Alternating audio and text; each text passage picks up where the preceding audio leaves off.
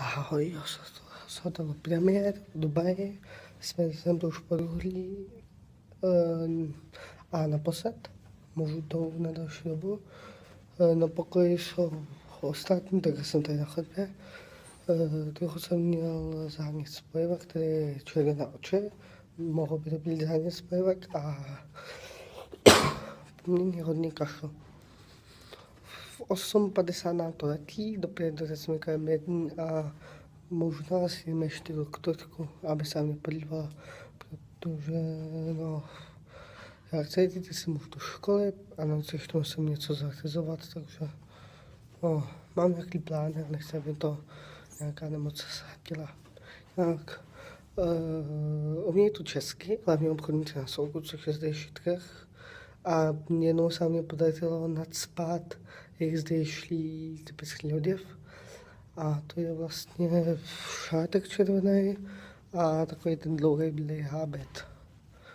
Jako, kdybych s tím šel v Česku, tak by mě asi, tak by mě policie normálně odstřelila, kdybych to přihnal, ale říkal ten obchodník, že jako táta mu slíbil, že se proto ještě dneska zastavím, a asi ne. No, nějaký karneval, nebo bychom jeli do Ománu nebo do Arábie, tak bych to koupil. Tak bychom to koupili, ale v Česku jste asi, kromě karnevalu, s tím bych nepochodil. No, jednak jsem se vezl v metru, tedy to se na každé, ale tady můžete, když jdete na letiště, nebo pokud si zaplatíte první třídu, tak z letiště, sedět v prvním voze přímo u černého skla. Tady totiž jsou 3 třídy, jedna pouze pro ty, co mají za tou kartu, druhá je pro ten vůz s první třídou, to mají tu i tramvajes s první třídou, tak ten je za ten vesmír jízdy z letiště do centra a zatím je vůz pro matky s dětmi a svobodné pro ženy, pro které to mají speciální taxíky, které řídí ženy, to kvůli, aby nebylo obtěžování a mužům můžeme pokutu 100 dirhamů, když to do toho vozu pro matky s dětmi vlezou a to je zhruba 700 korun. Jinak to mají poměrně vysoké pokuty, takže za kouření 1400 korun. No, jsou tu všechny čistotní, všude na toaletě jsou zametači.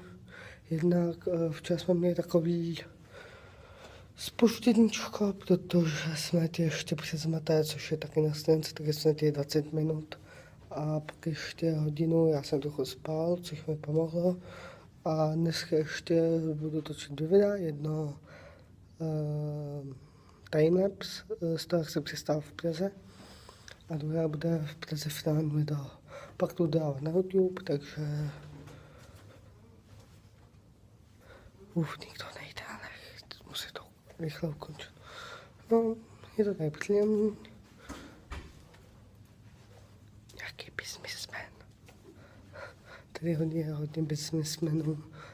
Třeba pokračují do Saudské Arábie, Riádu a Ománu, kam možná bychom se taky někde podívali.